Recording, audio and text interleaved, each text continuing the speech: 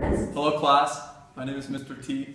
I'll be talking to you about Cornwall's character development in every single classic novel you've ever read in your life.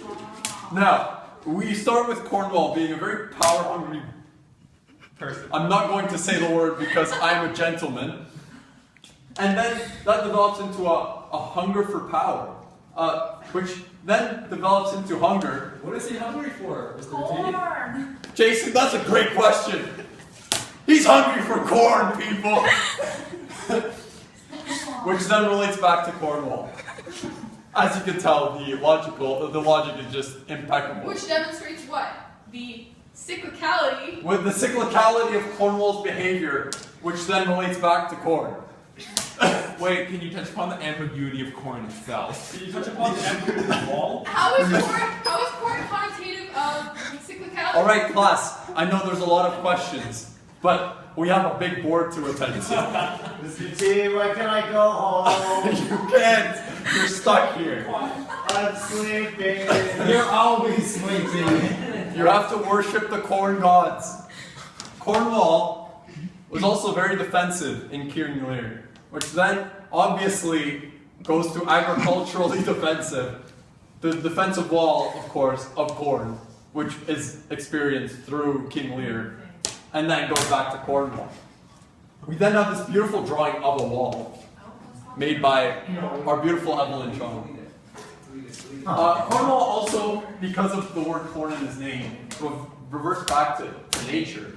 And nature is an obvious indication of corn, which then goes back to Cornwall. What about Walcott? Oh, that's a good point. Nature also relates to Walcott because Walcott just loves nature.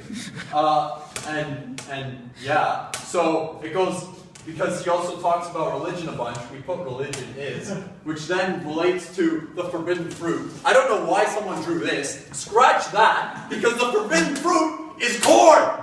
And then corn relates back to Cornwall, obviously. Then we analyze Lear in King Lear. Lear is another word for gaze, which then sounds like maize, which then goes to corn because it has to relate back to Cornwall. And then we also found that maize is the French word for corn, and we just put French because why not? Then we analyzed Kent. Wait, what about the Poisson Rouge? Oh, you're right. France relates back to Poisson Rouge, which is just some French phrase, I guess, which then goes back to croissant because poisson sounds like poisson. Poisson is a type of baguette, which turns into omelette. Actually, technically it's not baguette. Shh. You're not the teacher, Dad. Here. What happens with baguette? Omelette du mais, which then relates back to Cornwall. I believe then we analyzed Kent in what was it? In King Lear. Why is Dr. Google on the board? You'll see. It's worth it. Kent then goes to repent because he repents for his actions, which then goes against, repenting goes against sins, which means it's for God, which means it has to be for corn because our God is corn, which goes back to Cornwall.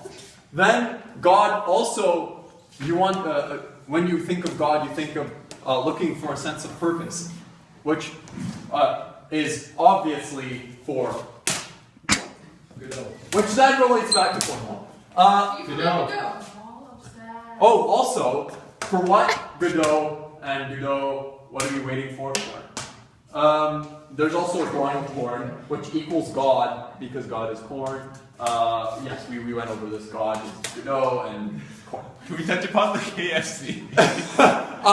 Good observation, Jack. KFC has two ways of relating back to corn.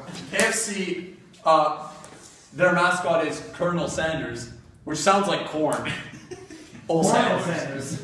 Which relates back to corn. What about, oh my gosh, I can draw a parallel to, what is it called? Kafka on the Shore! Woo! Yay! We also also have another thing for Kafka on the shore, which is Murakami. Murakami's corny, also a pedophile, but I didn't put that down. And which relates back to Cornwall. KFC, back to KFC because this is important and very transformative. It's 12 spice mix. Corn is probably in the 12 spice mix. Let's be realistic. And then that relates back to Cornwall. Oh, guys, my camera died. I hope you Oh no! Also, Cordelia, we analyzed in, oh god, in Heart of Dark, I apologize. What? Oh, in King Lear! And that sounds like Cornelia, which we then Cornelia? Sir, can you address the equations on the left side of the board? Ah, of course, this is also math class. So we have to address the equation part. Conrad. Oh, Conrad turns into Cornrad, which turns into Corn is rad, which turns into Cornwall. Oh, rads are also radians. You're right. Brings us to that. Radiance is math, and then math is corn. Rads, equations, Cornwall, corn, also corn. Oh my god, you man are a genius. Also, okay, corn is rad, here are equations. Walcott minus cot plus corn equals Cornwall. And also Marlowe plus Congo equals Corngo. Someone misspelled Corngo. I also apologize for that. Corngo has to equal Cornwall due to obvious logical facts. Which relates back to Cornwall.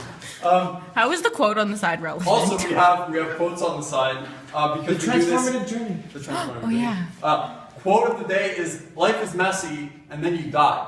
Now, the messiness of life is Of obviously eating corn. referring to corn, because corn is messy to eat when it's on the cob. So eat all the corn you can. Exactly. Someone knew what they were doing. Then. Formative journey. Because of Dr. Kumbo, we put transformative journey of Cornwall, hashtag, because Instagram and Facebook and Twitter. Which goes to Dr. Kumbo. Dr. Kumbo's diabetic.